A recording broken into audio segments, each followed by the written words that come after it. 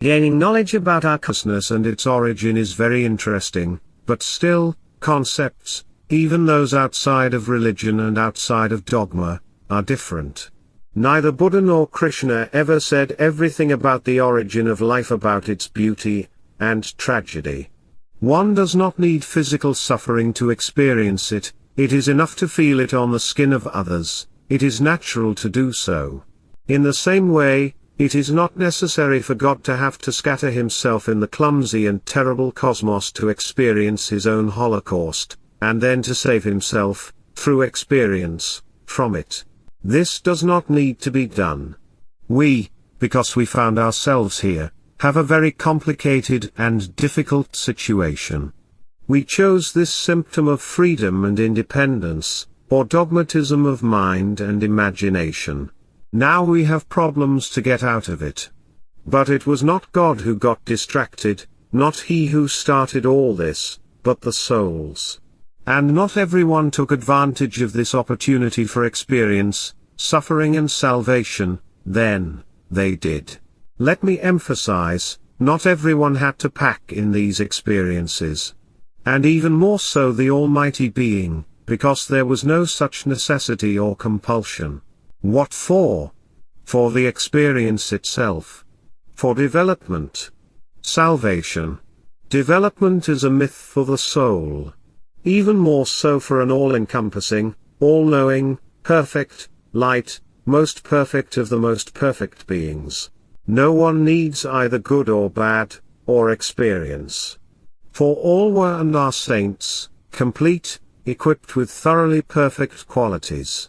Experience is our problem, created souls, selected from the heart of God, as individuals in various states of consciousness, so that we can benefit from free love, which does not always benefit outside heaven.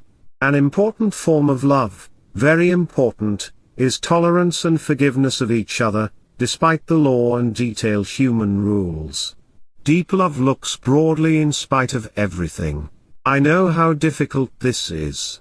A loving heart is an open and tolerant heart. Let's not forget, the law came about as a result of the lack of supply of free energy of all existing civilizations in the cosmos, the private heavens of the angelic gods, whose spiritual consciousness and perception has changed to the detriment of life not eternal. Everything can be unscrewed, this is the good hand of God, which he has given to all without exception living in cosmic civilizations, in different galaxies on different planets, to save his children from their, Padre Pio's words. God can annihilate the soul. Very rarely does this happen. He can blow out any fire. Souls that spoil other souls must be careful. A soul that plunges into infinite evil will spoil its consciousness, so much that it can no longer be good. God can annihilate such a soul, Padre Pio's words. The soul, by its spiritual nature, loves everything and everyone in all its fullness. The problem is life in matter, the limited body and in it the sharpened senses, accepting only verbal reality. If purely material perception, sense perception, materialistic beliefs were absent, the problem would be solved immediately. Why? Because, in heaven you don't marry and don't get married, because there is no sensory body or views based on low vibrations of matter, unlike the material worlds. There are completely different conditions of existence. First of all, not harming anyone or anything. Neither eye has seen, nor ear has heard. What God has prepared for those who love him. These are the realities of eternal life. There one loves everyone equally. Padre Pio's words. On earth it is rather difficult to have such an attitude, because our consciousness of love has been separated from its source. Who has separated it? There are those beings who cared a lot about it. These are unfriendly colleagues of the old days, angels who today, after their unfavorable spiritual transformations, disregard our aspirations to God. I ask a fundamental question: how is the spiritual matter with ants, insects, animals, lions that have to kill other animals because without meat they can't survive, etc. Maybe someone has some interesting ideas to approximate the purpose of the existence of such individuals in our world. And I would add that these creatures are not stupid, they are intelligent. Do they have a soul, like us? That is the question. Philosophical, religious, or atheistic, as it is in the cosmos. The mind can do a lot, even create the world. But an inhuman mind, because it is too weak. Minds living in near-perfect bodies, can already do that. There is only the question, why create worlds that then collapse on our heads? Ethics and morality are artificially created sequences of conscience by the angels of darkness, applied to all fugitives from heaven. Freedom knows no ethics and morality, because it does not harm anyone, it respects, in the original sense. Here and now we are manipulated by mind and nature. So laws, morality, and ethics have emerged. At the core there are no limitations there. But how difficult it is to find own wonderful and free soul, the humble soul. In the world created by angels, that is, in different cosmos, different densities, in other words, in independent heavens, there is no perfection. Everything falls apart and falls apart after time. God does what he can, without infringing on the freedom of the angels, to help them get out of the trap they set for themselves by creating imperfect heavens, cosmos. And you can say, even God doesn't get out much in these imperfect worlds. Our freedom is the biggest problem for God. Instability and impermanence lays the groundwork for constant failure. God doesn't make it in these worlds either, as we do. Maybe he would manage wrecking everything, but he is honorable and will not violate the constitution of the free will rights of his children. And here's the rub. We messed everything up, and we ourselves now have to fix it. The crux of this repair is to understand the reasons for the failure and return our consciousnesses to the original heaven. God respects every freedom, even the freedom of hell. Padre Pio's words. But let's not worry, he will eventually draw everyone to himself. He has his secret ways to do this. He sends his knights in every era into the unoriginal worlds to make the scientific world of angels aware of the value of returning to the Father-Mother. And surely everyone he created will one day be in heaven. The cosmos was completely unnecessary, but the angels insisted that they wanted to come out of heaven to try their luck, so it happened. And now we have problems. God is always the best, tolerant and loving parent. We used to see him. Since the cosmos was created, not anymore. And we even struggle not to know him and not to see him. This is how everything has changed for us. That's why we are angry at ourselves, and at everyone around us, without even knowing why this is happening. Suffering and death is a very meticulously developed method for discouragement and depression by the scientists of the fallen cosmos. Thanks to our sorrows, we produce the power that powers many psychic machines, created by fallen scientists, angels, and also people who can use this for their purposes. Suffering keeps us in absolute obedience to cosmic, physical and any other laws we know in our daily lives. But this, too, can be used to flee from these fierce scientists where the fuck it grows. A perfect example of such a positive escape into clarity, gave Jesus. While we are here, so we must suffer. The body is a heavy coating on the soul. Padre Pio's words. In the knowledge of all things, one cannot philosophize too much. God is not a philosopher, but love. Through philosophy, one can get stuck and lose the true purpose. To stop understanding what one is striving for and what one hopes in. Philosophy will not help to know the essence of things. Padre Pio's words. And in essence, that's what it's all about, to know the divinity in oneself and in God. Philosophy is not for people, and was created as a shell for the mind, controlled by dark powers. Simple principles even a child can feel. Superstructure of the intellect, who needs it? Someone needs it, as a tool to deactivate our eternal center of intuition. Conscious interference and mixing in the philosophy of untruth, this is the most effective temptation to know. The same is true of a plethora of laws and regulations. It is also a kind of philosophy to shatter the joy of knowledge and comfort of life. The dark power knows exactly what to hit so that we don't get too good at feeling happiness and knowing God.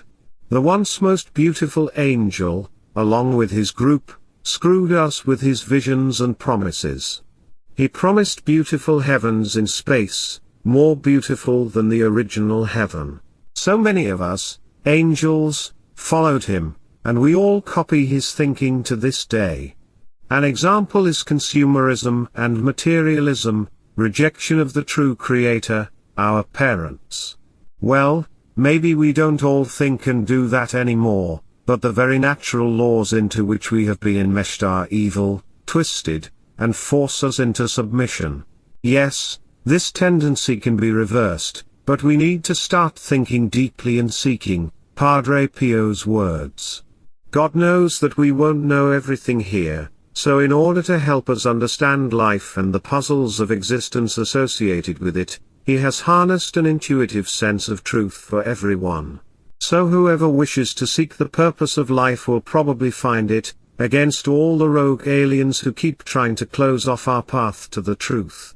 So it shouldn't surprise us that God doesn't put frameworks, barriers and absolute conditions on the matter. Yes, his hands are somewhat tied by the freedom of the rebellious angels. He must act in the cosmic heavens of angels, to which he has no authority. And yet he helps us and longs for us. He can no longer wait for us in his heaven. Padre Pio's words. Since we are eternal individuals, then in heaven and on earth everyone has love for everyone. But yet it is also like this, because you are a non-repeatable individual, you will love someone very closely for a while, and the rest of the love doesn't seem to matter to you. You know this from autopsy on earth.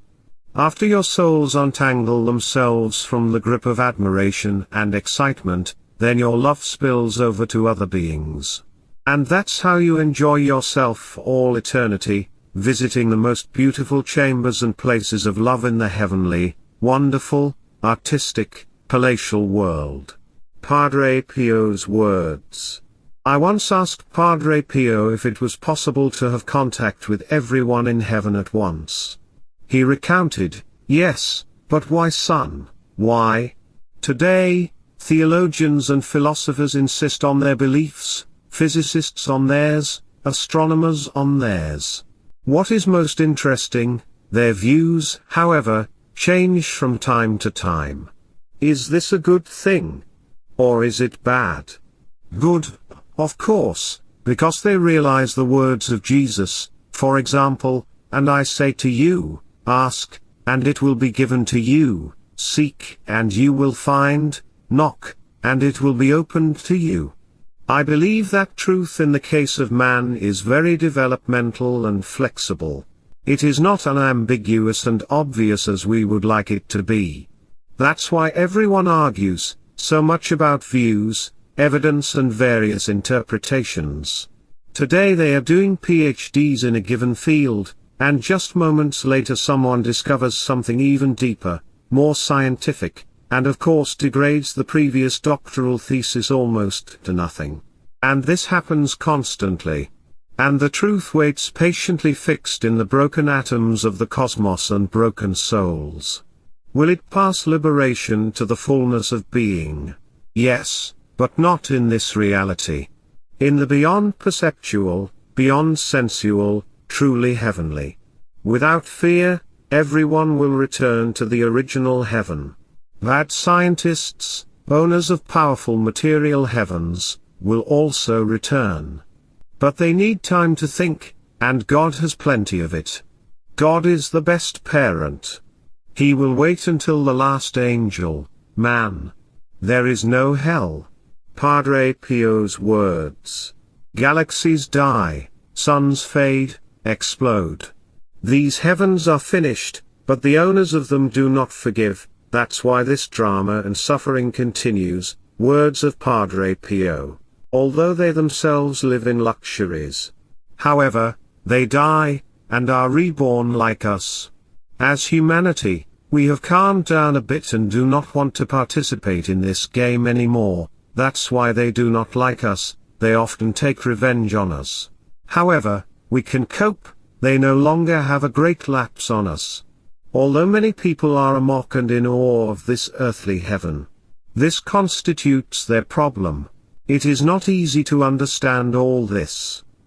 But slowly cognition comes. Life seems to have two sides, just like a carpet. One is the pattern that is beautiful, but seen only by God. That is the top side of the carpet. The other side is the one full of twisted and tangled threads, without a clear pattern, which we do not understand as cosmic civilizations. We only see this left side. Therefore, we understand almost nothing of life. Whose fault is this? The matter seems to be more complicated than we think. Even if a woman had a dozen children, several husbands and a host of lovers, she would still not be satisfied for the rest of her life. Likewise with men.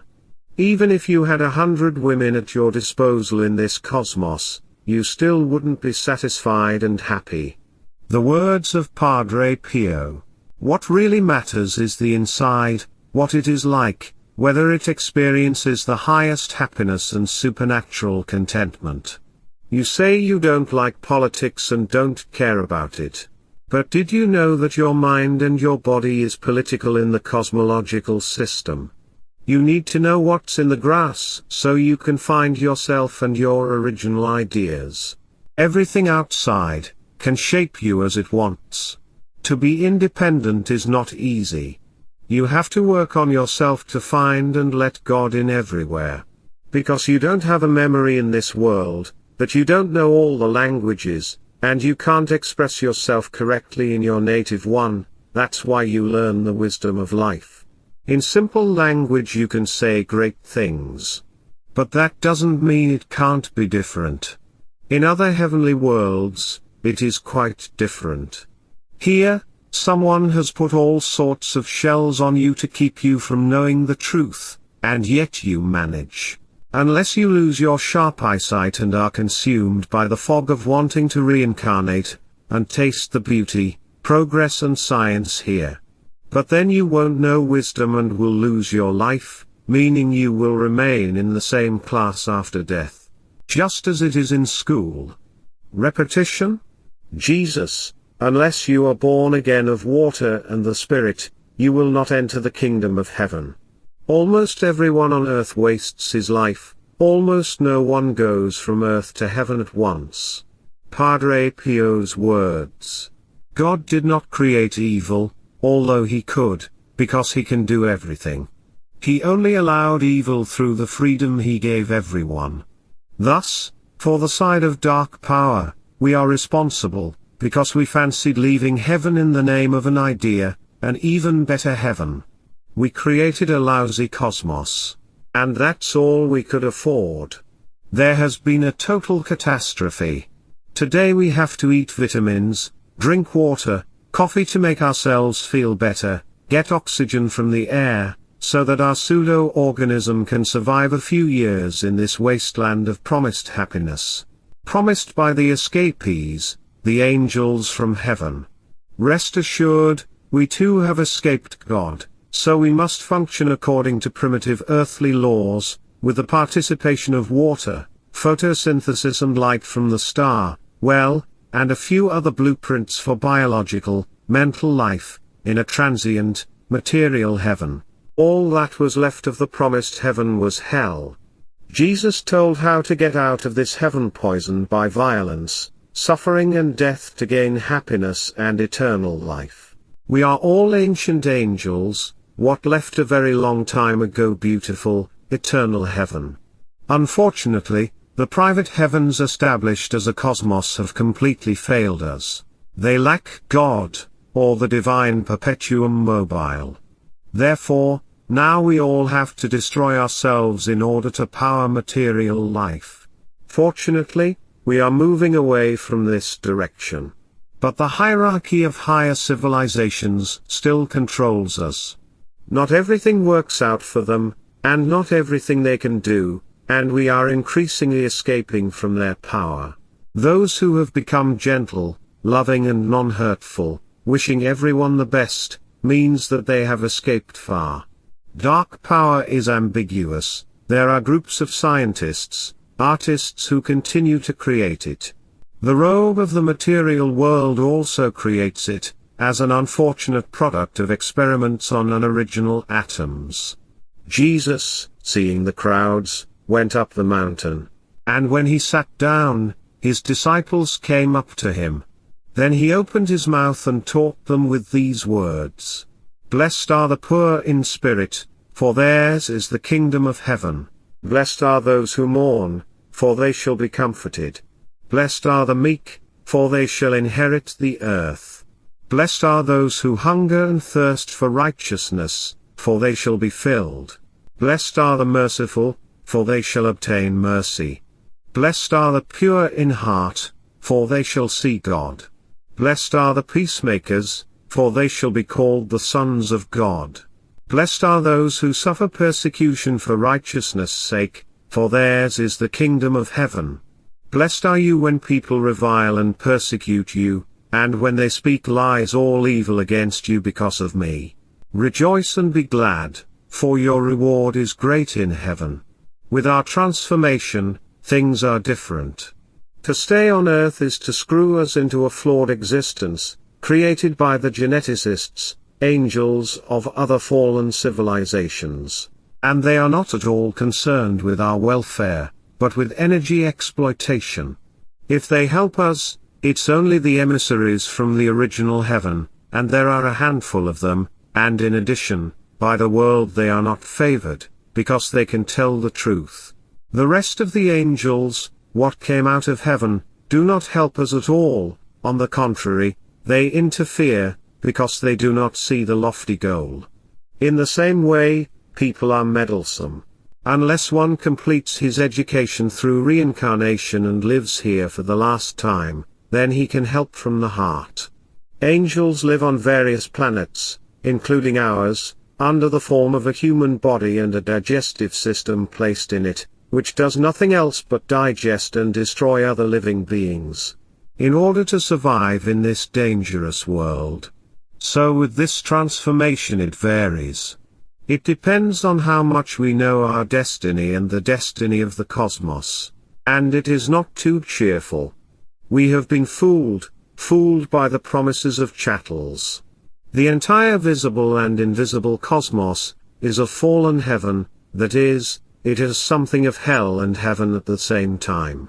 From the assumptions of a beautiful sky in the cosmos, what is left is a great debris, smoke, dust, planets with volcanoes and quakes, storms. Hope only in God, whom we don't know so far anyway, through our own fault. However, everything can be repaired. The direction of seeking God, our soul. Consciousness, the happiness of love. All inward to see the outer, overpriced heaven. And someday find ourselves in Him permanently. At this time, humanity is already more aware of its identity. And what follows, closer to God and His mysteries.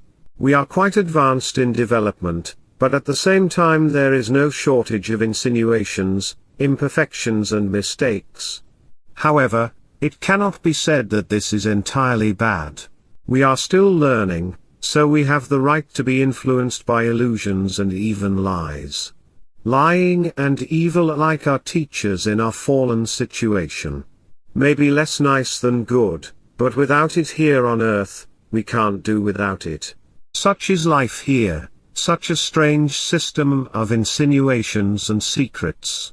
This is not just a matter of the present, of course, but so were the civilizations of the past that inhabited this earth, and not just this earth, but other planets under other stars in the sky that we see in the evening. By each star there are civilizations, similar to us, and others. The reason for this situation is known: original sin. It is the sin of pride, of free will, of leaving heaven. We have done this unfortunate work, and the consequences are lamentable. That is why one of the beautiful angels came to this world, Jesus, to show that there is a way back. It is the path of love of God and neighbor, from near and far. There have already been higher civilizations on earth than we have today. Padre Pio's words. The matter is that what is old, ancient, perhaps even surrounded by tradition, in the present day, does not have to be the whole truth. And it probably isn't. What was written in the past was dedicated to the people of the time. Today the issue of truth, God, spiritual development, the cosmos, is already seen differently. I believe that very deeply. Why? Precisely because Jesus pointed out in his words, "But when he, the Spirit of truth, comes, he will lead you into all truth." Did you know, but don't be bitter, that God is not religious? Not much, he is secular. God is a non-believer, in a way. Atheist. Above himself there is no one anymore. So secularism is closer to God than religiosity. Secular love is divine love, religious, rather not. Sometimes it is manipulation in the name of structures and laws imposed by angels, aliens. Light is not religion, but a light experience of own consciousness and love. God is the essence of our soul and our sensations. When we remove the veils, we will achieve bliss and eternal happiness in God. In our situation, however, it is better to be a believer. The worst angel in the material universe also knows that God exists. He doesn't even have to believe in him. But he does not forgive himself in constantly tempting us, and here is the buried dog. We have a similar problem. The error of the intelligence of the evil angel, Satan, is that he does not forgive. Padre Pio's words. They created worlds and love themselves in them, despite death and disease. Any love is divine, if it does not hurt. To be such, it should be renounced, able to withdraw and be tender in feeling. Warmth. We learn this on our own, every day. The only thing that doesn't bore you in life is your consciousness, because you still have it and can use it indefinitely. It is effortless and painless. Well, unless you experience distraction, then it can hurt. In general, it is related to our body. It pushes us often into conflict. But love can resolve such situations. Every love is a consolation. Padre Pio's words.